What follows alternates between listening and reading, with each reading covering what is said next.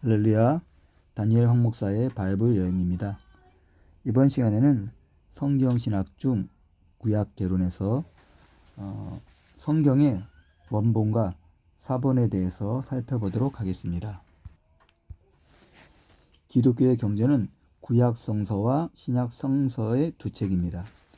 구약 성서는 히브리어와 아람어로 기록되었고, 신약 성서는 그리스, 시라버라고 하고 헬라어라고 말하는 그리스어로 기록되어 있습니다. 이 경전의 용지는 파피루스, 식물로 만드는 파피루스 또는 양피지, 양의 가죽으로 만드는 그런 종인데요. 이런 것들로 경전의 용지로 사용했습니다. 구약 성서나 신약 성서나 그 책을 기록한 원자재의 원고는 다 소멸하여 없어지고 한 권의 책도 지금은 존재하고 있지 않습니다. 이 원저자가 기록한 책을 우리는 원본이라고 부릅니다. 그런데 이 원본이 다 없어졌다고 하면 현재 우리가 갖고 있는 성서는 어떻게 하여 생겨났을까 하는 것이 문제가 되지 않을 수 없습니다. 구약 성서의 원본, 오리지널 텍스트, 원본은 그 책이 쓰여진 지 1, 2세기 사이에 다 소멸돼 버렸습니다.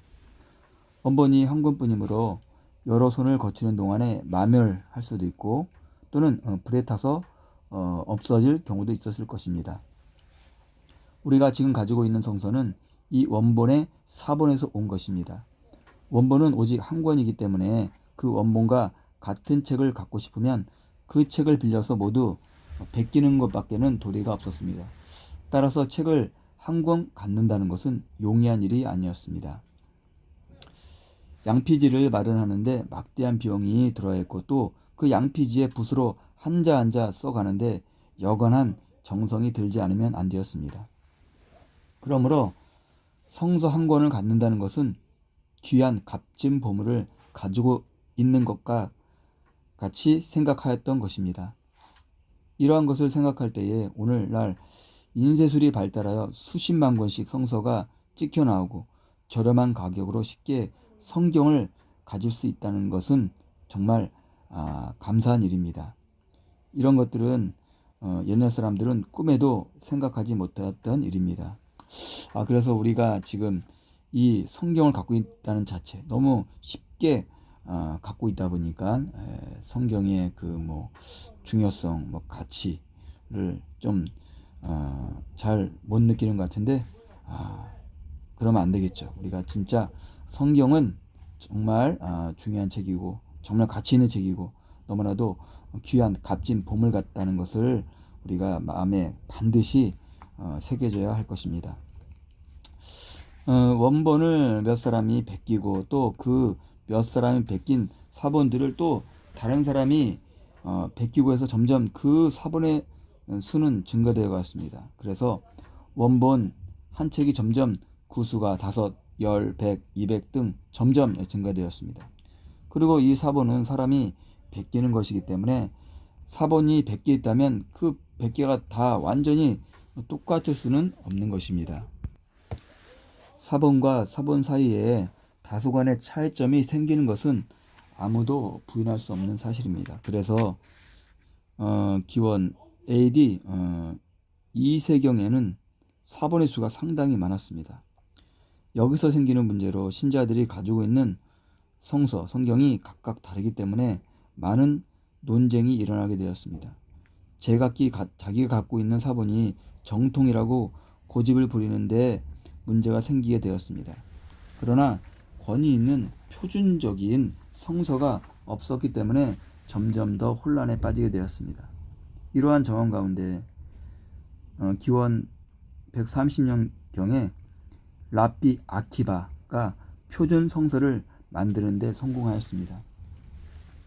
사본이 각각 완전히 동일하지 못하는 데에는 몇 가지 이유가 있다고 볼 수 있습니다. 즉 사본을 베낄 때 사람이 신이 아닌 이상 사람이 하는 이름으로 아무리 세심한 규율을 한다고 해도 잘못 베낄 수가 있을 것이며 또한 어떤 사람이 자기의 사본에 자유스럽게 무엇이나 기입해 두었는데 다른 사람이 그것을 베낄 때 그 기입된 부분도 본문이라 생각하고 그것까지 베껴 쓸 수 있습니다. 그뿐만 아니라 어떤 때는 우연히 또는 고의적으로 그 원본을 수정하였을 때에 그 다음에 그것을 베끼는 사람이 그대로 베껴 그것이 새로운 판이 되었습니다. 이렇게 하여 고대 히브리인들이 갖고 있는 성서의 각책은 사본마다 차이점이 있었는데 랍비 아키바가 표준 성서를 만들었다는 것은 정말 큰 공헌이라고 하지 않을 수 없습니다. 아키바는 그렇게 많은 사본들 가운데 중요한 사본들을 대주해서 연구함으로써 성서의 표준화를 위하여 많은 노력을 기울였습니다. 아키바가 표준 성서를 베끼고 그것을 해석하고 보관하고 전달하는 데 큰 수고를 하였습니다. 그러나 이 서기관들의 성서 본문 보존에 관한 노력은 마소라 학파에 의하여 완성을 보게 되었습니다. 이 마소라 학파는 성서의 본문과 그 발음을 보존하는 데 큰 공헌을 하였습니다. 그들은 그때까지 자음으로만 기록되어 있던 성서 본문에 그들이 발명한 간단한 모음 기호를 사용함으로써 성서 본문의 발음을 고정화하는 데 성공하였습니다. 그들은 시브리어의 발음의 다양성에 직면하게 이 모음 기호를 사용함으로 성서 본문을 정확하게 낭독할 수 있도록 하였습니다. 만일 마소라 모음 기호가 발명되지 않았다면 우리는 랍비를 통하여 성서 본문의 발음을 한자 한자 배워야 했을 것입니다. 그러나 지금 우리는 간단한 마소라 모음 기호만 배움으로써 성서 본문을 정확하게 읽을 수 있게 되었습니다.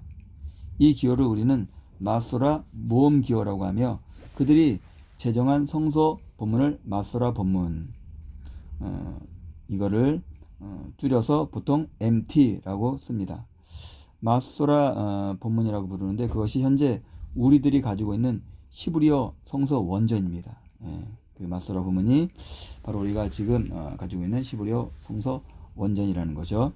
오늘날 세계 모든 교회가 사용하고 있는 근대 어역 성서는 모두 이 마소라 본문을 그 태본으로 하고 있다는 사실을 알 때에 정말 이 마소라 학파의 모든 학자들에게 감사를 드리지 않을 수 없습니다. 마소라 학자들이 마소라 본문을 제정한 연대는 기원 10세기 전반이었습니다. 사본은 사람들이 베끼어 내려왔기 때문에 원칙적으로 연대가 그 원본에 가까우면 가까울수록 더 정확하고 권위가 있다는 사실을 알 수 있습니다. 그리고 그와 반대로 사본의 연대가 우리가 살고 있는 현대에 가까우면 가까울수록 더 오류가 많고 권위가 떨어진다는 이치도 알 수 있습니다. 그러므로 상식적으로 연대가 오래된 사본이 가치가 있고 권위가 있는 것을 알 수 있으며 학자들 특히 고고 학자들이 더 오래된 사본을 찾으려고 애쓰고 있는 이유도 짐작할 수가 있습니다. 그런데 우리가 현재 가지고 있는 현존하는 가장 오래된 사본은 기원 9세기 내지 10세기에 속하는 것입니다. 그리고 1947년에 저 유명한 사해사본 쿰난 동굴에서 발견한 것이죠. 사해사본이 발견되어 온 세계를 떠들썩하게 만들었는데 그 사본의 연대는 기원 2세기에 속합니다. 기원이 아니고 기원전 BC 2세기에 속합니다. 그러니까 현재 가지고 있는 현존하는 가장 오래된 사본은 AD 9세기에서 AD 10세기인데 1947년 쿰난 동굴에서 발견한 사해사본은 기원전 BC 2세기에 그러니까 현존하는 최고의 사본보다도 천년이나 더 오래된 사본이라는 데 큰 의의가 있는 것입니다. 이 사본의 발견으로 말미암아 성서를 연구하는 데 큰 광명을 던져주고 있습니다. 구약 성서의 사본은 두루마리로 되어 있는데 이 두루마리의 길이는 보통 30피트에서 넓이는 9 내지 10인치로 되어 있는데 이것은 대체로 모음을 달지 않은 이사야 원본의 전부를 기록할 수 있는 길이입니다. 이 표준형의 두루마리를 사용해서 창세기에서 신명기까지를 기록하면 꼭 5권이 됩니다. 그러므로 우리는 그것을 오경, 다섯 책의 뜻이랍니다. 오경, 5권의 책이다라고 이제 부르는 것입니다. 이 두루마리로 된 책은 여러 난으로 나누어져 있으며 난과 난 사이에는 엄지손가락 하나 또는 다른 손가락 2개의 간격이 있습니다. 또한 난 외의 여백에는 손가락 2개 또는 4개의 여유가 있어서 얼마든지 기입할 수 있는 여유가 있습니다. 두루마리 대신 코덱스라고 불리는 책자가 사용된 것은 그리스도 교도들에게서 시작된 것이고 기원전 2, 3세기의 유대인들은 알지 못하였습니다. 어간의 구분이 본문 가운데 적용된 것은 500년 조금 전인 것 같습니다.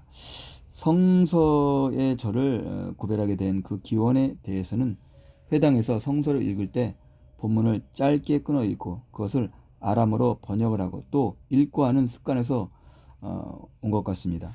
이러한 습관에 대해서는 200년경에 미시나에서 처음으로 기록되어 있습니다. 미시나의 기록에 의하면 오경의 경우에는 한 절씩 읽은 후에 통역하는 사람이 통역을 하고 예언서의 경우에는 세 절을 읽고 통역하였던 것 같습니다.